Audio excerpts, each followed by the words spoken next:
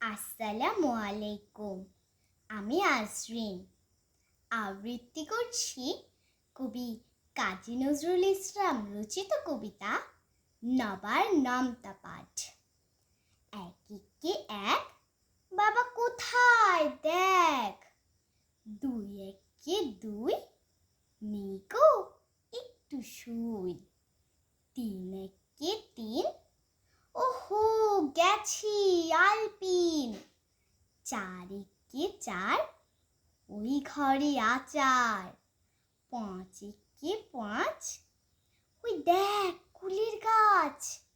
ছয় একে ছয়, বাবা গুড বয়। সাত একে সাত, পণ্ডিত মশাই কাত। আট একে আট, আমি বড় লাট। নয় একে নয়, আর একটু ভয়। দশ একে দশ, বাবা আপিস ব্যাস।